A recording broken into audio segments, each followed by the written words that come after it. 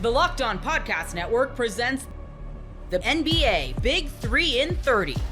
The 3 biggest stories in the NBA from our local experts at the Locked On Podcast Network. We bring you the real story, why it matters, what's next, who wins the big game, and more, all in 30 minutes.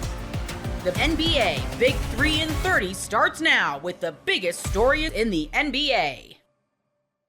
You are Locked On Hornets, your daily Charlotte Hornets podcast. Long Shot Awards drafting. So the Locked On Raptors podcast did this. They looked at their team and they said, who are the Long Shot Awards odds players? And then we're going to draft those players. I would like to actually somewhat modify it and say that you don't have to be a player that currently has odds with our friends at FanDuel on one of these awards. I think we open this up and say you can pick someone who currently doesn't. I guess that's the most long shot of long shot odds. Yeah. If you don't have any odds at all. Well, I love this idea. I agree with it. I also am a little scared now that you might take one of my options because you are opening it up. Because I myself, for one of the options that I'd like to look at, would have to open it up to some of the options not listed on FanDuel. So now I'm a little worried. But this is your quote unquote idea, Doug. So you can lead us off. I will give you the first overall selection, and you can let us know your first overall pick. Da-na-na-na-na-na-na. There's your jingle. The first overall pick for the Long Shot Award.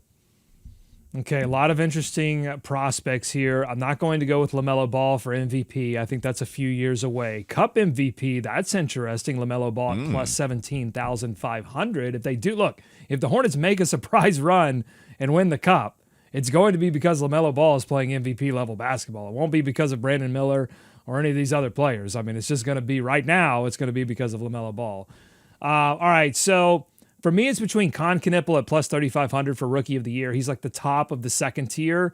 You'd probably need an injury or two for that to happen, but I think he's going to get enough play this season to at least put up numbers such that he could be in position. But I'm not going to go that way. I am going to stay safe and pick the shortest of the long odds that we have listed here, and I'm going to go Brandon Miller, most improved player. I think a lot of people have forgotten about Brandon Miller, and I think if you're going to win it in the position that Brandon Miller is in, you have to be a little bit forgotten because of the injury, because of the wrist injury. People were super high. He was making top 100 lists in the NBA before that wrist injury, and so people were high on him. He has enough people that loved him during draft time who continued to talk about him into his sophomore campaign that I think in this third year, if he comes out just on fire, and he's already near 20 points per game scored in that sophomore campaign, so it's not out of the question. I think he could absolutely get some love for most improved player. Yeah, Brandon Miller at MIP would have to be in consideration for, I think, at least your first 3 options. If you want to get a little crazy, then maybe you could go with some other ones, but I do like that pick. Brandon Miller, MIP, first overall selection. I'm going to stay in a similar space here, Doug, and this guy is actually not listed. The odds, it's not listed on FanDuel. I'm going to go with LaMelo Ball, most improved player of the year. Oh, I was not thinking of that. Man, that is good. That is good. Yeah. All right, explain yourself because I have some thoughts too.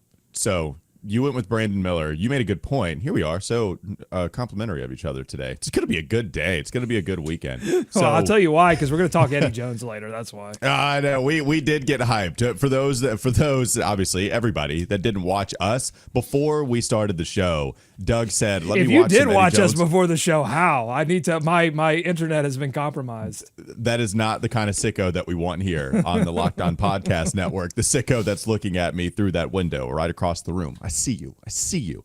Brandon Miller, we got excited about that with watching Eddie Jones highlights before. Doug was like, yeah, I need to get hyped up. It's basically our coffee. It's our energy drink, Eddie Jones energy drink. Buy it today. Anyways, MIP. Brandon Miller, you talked about him being forgotten and that being a huge play. I think LaMelo is in that same space, but more so that everybody is just so down on LaMelo that if he just gets back to a spot where he plays at the efficiency level he played with his second year in the league, I think people are going to make a 180-degree turn on him. Plus, the Hornets, I expect, like if the Hornets make a big team jump and LaMelo is the head of the snake on that, he's going to get a lot of love with the overall team success. And what we do every year with Most Improved Player, we oftentimes like to do the whole, Michael Jordan was so good, I actually think he's underrated. LeBron James, he's so good, I actually think LeBron is underrated. We do that every year with MIP. Even if those guys don't win the award, they're somewhere second, they're somewhere third. Like guys that are all-stars that make a all-NBA jump, they're in consideration for Most Improved Player of the Year. So if a guy like LaMelo made an all-star game his second year, it's been a little while, he's gotten injured, whatever. If he stays on the court, okay, he's got to play the 65-game threshold to be eligible for these awards, which is no small thing. So he's got to play 65 games. But if he stays on the court, the team has success. He changes his reputation with the winning, not being a winning player and having a higher efficiency level with better teammates around him. I just think all of that is a recipe for, you know what? Maybe LaMelo just becomes Most Improved Player of the Year. If he plays 65-plus games, I will vote for him for MVP. I don't care what the stats are. I don't care what his efficiency is.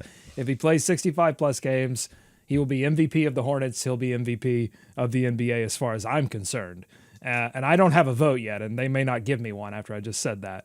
I should have opened the segment the same way that I opened this segment on Locked On NBA, which is by mentioning Steve Clifford, who had an anecdote that always, or just an observation that always sticks in my mind when talking about NBA awards and talking about the Charlotte Hornets. And he said, when a team that didn't make the playoffs in the previous season suddenly makes the playoffs in the next season, it's usually, that leap is usually because 2 or 3 players got into awards conversations that they were nowhere near in the previous season. So that's really what we're talking about is these long shot awards, getting guys like Miller in the Most Improved conversation, LaMelo in the Most Improved conversation, Con Knippel in the Rookie of the Year conversation. And one of these players, Colin Sexton, Trey Mann, Con Knippel, needs to get into the sixth man conversation as well. I'm sure one of those will come up in these long shot talks that we're going to do in the next segment. Real quickly before we end this first segment, I know there's not really any odds for LaMelo making All-NBA or making an All-Star game. In case you were wondering, why wouldn't you just take LaMelo making the All-Star game? The odds would be better there, so wouldn't you just select that? There's nothing you can do to put money down on that, I don't believe. Like, I'm not the greatest with putting money down on it, but yeah, when you're talking about awards, it's the individual awards that we're discussing, just in case anybody was thinking, just bet on him to make an All-Star game. Here's something interesting. Does Brandon Miller's injury last season actually help LaMelo Ball if he were to be in consideration for a Most Improved Player? And what I mean is this.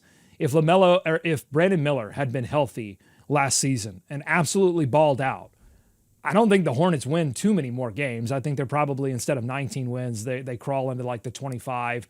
They still would have been in contention for one of the top picks, or at least a very high lottery pick, right? And because the rest of the roster wasn't up to snuff, I don't think Brandon was going to drag them into some kind of play-in contention, even if he had balled out all year long.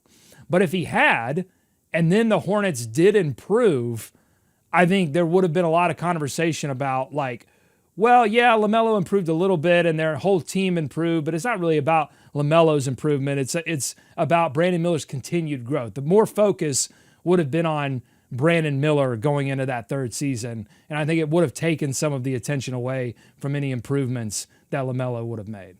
Yeah, I do think that. Also, just there's probably an issue within Most Improved Player of the Year award anyway with having to discuss, okay, who made the bigger jump, which means you are pseudo-arguing, no, this player was actually worse last year.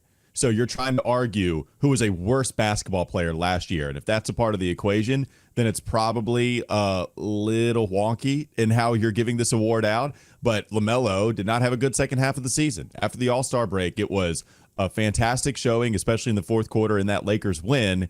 And boy, he hit a cold streak with all sorts of G League players that were surrounding him. So, but yes, to answer your question, I think Brandon not being out there hurts LaMelo because it hurts the team. And then LaMelo is chucking up a bunch of shots. It hurts his efficiency. And that way he had a worse year. Now you can use that to boost his argument to win Most Improved Player of the Year award if he just gets back to, like, again, average efficiency on some pretty impressive traditional stats.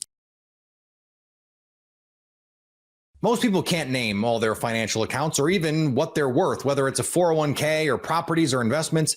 And when you don't have the full picture, you can end up leaving money on the table. That's why there is Monarch Money. It's an all-in-one personal finance tool that brings your entire financial life together in one clean, easy-to-use interface on your laptop or your phone. Monarch does the heavy lifting for you. You can link all your accounts in minutes, see clear data visuals, get smart categorization of your spending, and finally feel in control of your money without ever touching a spreadsheet. I linked all my accounts to Monarch and immediately spotted a few subscriptions I wasn't even using. Canceling those all can save you money every month. Don't let financial opportunities slip through the cracks. Use code LOCKEDONNFL at monarchmoney.com in your browser for half off your first year. That's 50% off your first year at monarchmoney.com with code LOCKEDONNFL. The Orlando Magic are coming for the top of the Eastern Conference. So how do they match up with one of the East's elite?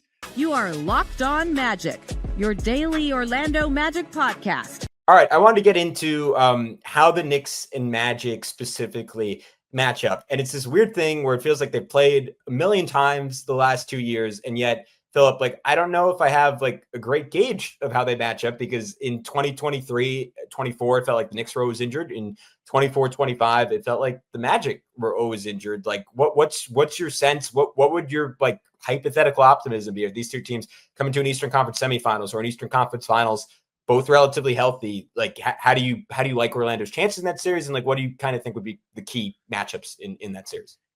Yeah, I think they're like, what I find like fascinating about these two teams is they have both had games where they did exactly what they wanted to do against the other. Like there are games where the Magic just look like they're pushing and shoving and frustrating New York to no end, and they're making shots. You know, Paolo has a pretty good Madison Square Garden record, I feel like at this point. They don't have Cole Anthony anymore, so you don't have to worry about Cole coming to the Garden and putting on a show for his hometown. Thank God. But there have been games where like the Magic do everything that they want and New York just look like they can't figure out their defense. And then there are games where there were games, especially last year, where the Magic just couldn't solve the offense that the Knicks have. They couldn't score against the Knicks defense.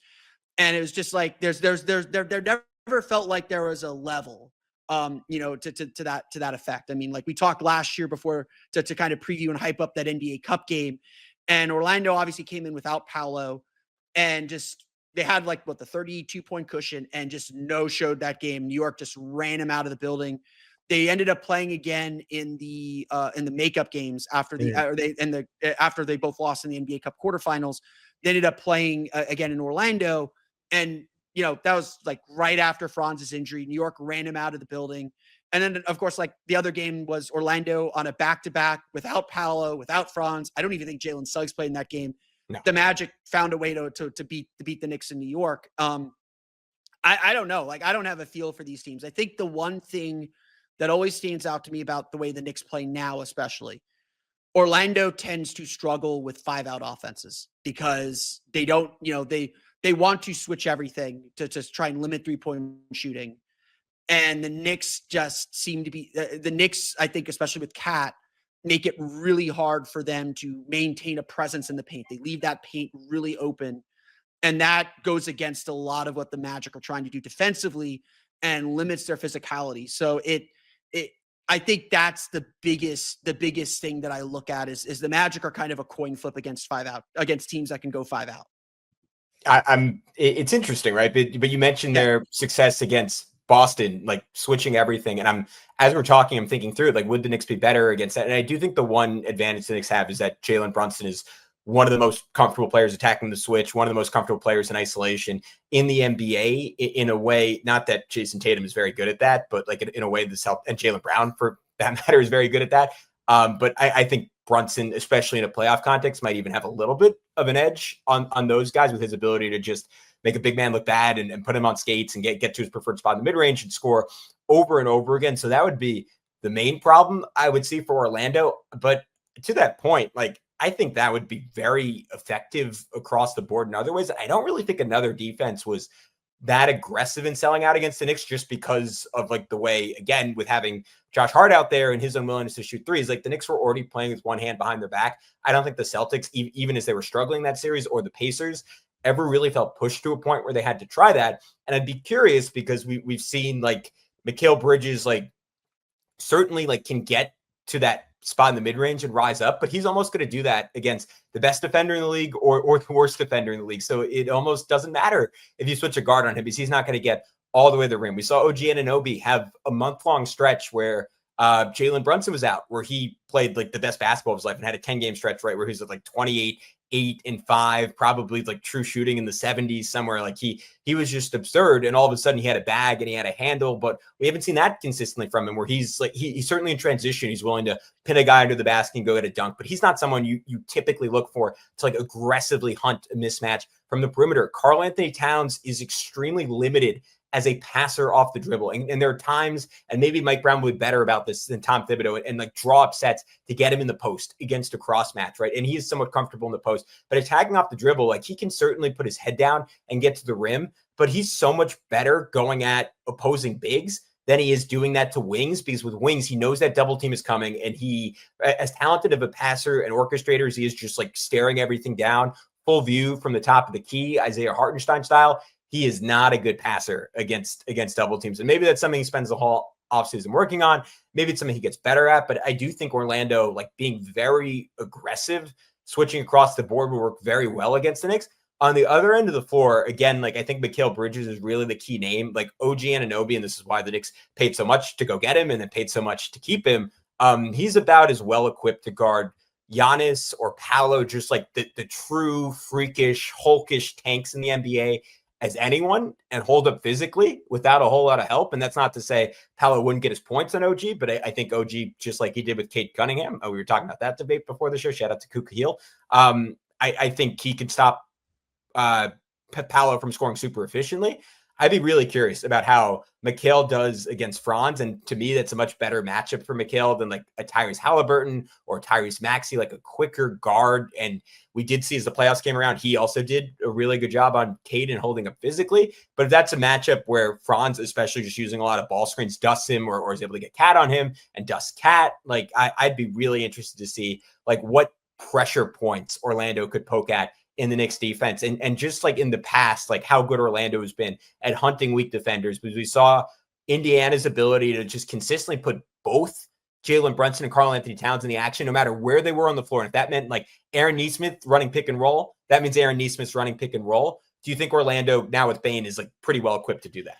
Yeah, and I think that's something the Magic are really, when they're rolling and feeling good offensively, that's something they're really good at. If they sense that you're switching, they teach their guards to screen. Like I've watched them run drills where Jalen Suggs is setting screens for Paolo and Franz. Like they'll run, I don't know if you could call them inverted pick and rolls with the way that Paolo and Franz like play, but they'll run where their guards are setting screens so that they can get the switch that they want. So in a hypothetical playoff series, they would target Jalen Brunson. They'd be like, oh, Jalen Brunson, and then the question becomes like, where are you hiding Jalen Brunson against this Magic team now? Now, we don't know what the offense is going to look like, but theoretically, the Magic have 4 guys who can run pick and roll in their starting lineup as the ball handler, and they can screen with any number of those guys. And that's really why getting Desmond Bane is such a big deal. And why it really does feel like it'll change things. It's not just that he's shot 38% from 3 last year. He's a career 41% 3-point shooter. He's also averaged 5 assists per game the last two years. Like he will run he can run some more pick and rolls and make plays off the dribble a little bit more. August 26th is officially FanDuel Futures Day, a brand new holiday for football fans who live for bold predictions and preseason hunches.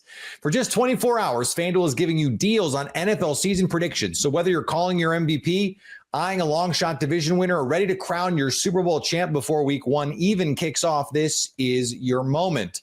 Perhaps you believe the Green Bay Packers are going to win the Super Bowl, or maybe you have some division winner dark horses you'd like to parlay. Visit the FanDuel app today and start planning your futures bet now, because Futures Day is one day and one day only. FanDuel, play your game.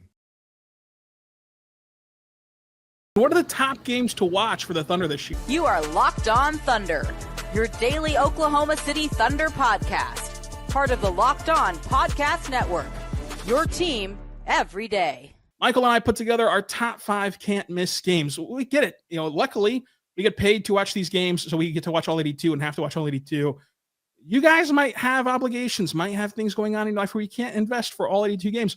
What are the 5 games that you cannot miss? You need to avoid doing anything else but watching Thunder basketball. We're going to get our list here now. My list is Houston on opening night. We'll get to that. At Dallas, October 27th. Against the Spurs on Christmas Day. Denver on February 1st. It's the first matchup with Denver. And the Lakers, February the 9th. Michael's list is opening night, Christmas against San Antonio, the first Denver matchup February 1st, January 19th at Cleveland, and then March 1st at Dallas. Michael, let's take opening night first. Why can people not miss the opening night game? I mean, how many times can you watch your team raise their first banner in franchise history? It's the culmination of a bunch of things. I mean, ring night's going to be a magical night that people are not going to want to miss out. This is going to be a night that probably more fans are going to rewatch than any game this regular season. So I think it's an impactful moment and something that you just have to sort of clear your calendar for. Of course, you have all the subplots of guys like Kevin Durant coming in and seeing how the Thunder match up with the Rockets, who were number 2 in the West last year. But just by all accounts, if you just look at the games and just look at the bare bones basic stuff, you got to be there either in person or watching it on TV when it comes to dropping the banner on ring night. Yeah, you've got to watch this on display for the hoopla pregame. And then also, we mentioned the first Denver game. This is also the first Houston game, obviously. And Houston being a threat to OKC out west is going to be a big deal to see how they match up X's and O's wise. I mean, historically on ring night, the champion does lose, and there's a kind of a lot going on. So it's tough to focus on the basketball, but we should get a fun game, and we should see these two teams who should be in the top 3 of the West. Like, there's a clear defined top tier, and it's OKC, Denver, Houston. This is going to be a lot of fun to watch. Now, we both have the Christmas Day game against the Spurs. My only quorum with the Christmas Day game against the Spurs, it's on there in part because it's Christmas, and it's incredible to be on one of the tentpole days in the NBA. And the Thunder had been snubbed from this list since 2018, and used to be a staple of this list up until then. Why on earth is the NBA making a baseball-style series with the Christmas Eve Spurs game and then the Christmas Day Spurs game? I'll never know, but it'll still be fun to watch these young cores go at it. I think that the Spurs are heading in a great direction. I, of course, love Wemby and Shea and Chet going against Wemby. He has always produced great theater since the first preseason game of Wemby's career. So I think that this is going to be a lot of fun to watch these two teams play, and that's where I'm at with this Christmas Day game. Was there anything else that intrigued you about this Christmas Day matchup? I mean, this is the first Christmas game day matchup in so long. I mean, the last time the Thunder had a Christmas game, Thomas Sorber was 3 years old. That's not real, but I thought I'd fool you on that one. But there's a lot going on, like you mentioned, Wemby. I think there's a brewing rivalry here between these two teams. Maybe it'll overtake the Thunder and the Bucks as a great rivalry in the NBA as we know it. But I think the Spurs are on a really high trajectory as a young team that the Thunder are going to have to worry about for a while. And they could catch them at the right time. The only thing that's sort of deflating is, like you mentioned, the baseball series of, like, why? How does that happen where they scheduled them a few days before this giant matchup? You want to build a bunch of anticipation. You don't want to have these teams play before, especially not super recently. So I think there's going to be a lot of fun stuff with that. And we also get to see some different, like, Christmas kicks from the guys and a lot of, well, basically all the players, their first Christmas game debut. So I'm really interested to see how they react to that. Yeah, it'll be a lot of fun to see. I mean, Hartenstein is for sure playing on Christmas because he played for the Knicks. I'm sure Caruso did with the Lakers, but other than that, no Thunder player has been on there. This is the second go around for the Spurs for playing last year in New York. I'm also shout out to Sorber. I'm glad you mentioned it. It's his birthday. Christmas Day is his birthday. So how about that for Thomas Sorber getting to play, hopefully play on his birthday. Now we do here now. My list is Houston on opening night. We'll get to that. At Dallas, October 27th, against the Spurs on Christmas Day. Denver on February 1st. That's the first matchup with Denver. And the Lakers, February the 9th. Michael's list is opening night. Christmas against San Antonio, the first Denver matchup February 1st, January 19th at Cleveland, and then March 1st at Dallas. Michael, let's take opening night first. Rivalry of just at least the fan bases don't like each other. So like it'll be a lot of fun to see those two teams go at it. But ultimately, I agree. Dallas is on the list, and hopefully for your game, Kyrie's back. Yeah, it's a lot about Kyrie of wanting to see him in this matchup because he changes everything because he is the one elite ball handler that they have. I don't trust D'Angelo Russell or any of the other guys that they have really right now. And then beyond that, it's also about by that time of the season, you're going to have Cooper Flagg really finding his stride, who he is as an NBA player in his rookie year. Anthony Davis, knock on wood, we don't know if he's going to be healthy. Gafford, Lively, all those guys. But the idea would be that there's some continuity finally built because I think that the Mavs are going to have a competitive team and a playoff team. But I think it could be really clunky really early, especially in the early part of the season when they play the Thunder at that point. So I want to see them a little bit later, especially with Kyrie, and more than anything where they sort of have some things figured out. Maybe they make a trade at the deadline. But I think that's going to be a more important matchup and maybe a preview for the playoffs coming up. I also love whenever they play Dallas twice on the road because it's such an easy road trip. And you don't get any of these whenever you're located in OKC with how the NBA is set up. There's no easy road trip besides Dallas. So I love going down there to the old AAC. And we'll get to go there 3 times because they play in the preseason too in Fort Worth, that old Dickies Arena. That's a lot of fun. I also have on here now, my list is Houston on opening night. We'll get to that. At Dallas, October 27th, against the Spurs on Christmas Day. Denver on February 1st. That's the first matchup with Denver. And the Lakers, February the 9th. Michael's list is opening night. Christmas against San Antonio, the first Denver matchup February 1st. January 19th at Cleveland. And then March 1st at Dallas. Michael, let's take opening night first. Is a big deal against the Thunder.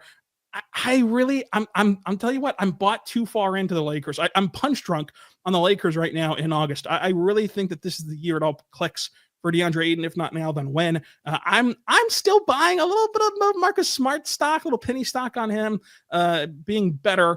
I think he'll have his best career shooting season with the Lakers this year, which will be big for him. I don't think he's ever going to get back to where he was defensively, but I also don't think that he's an absolute traffic cone out there any longer, like the way people do. So I'm in on the Lakers. I'm fascinated to see it unfold, but I will say, I think that the Cavaliers for your pick will be a much better team and probably a much better matchup so long as everybody's healthy, which we're expecting them to be, hopefully.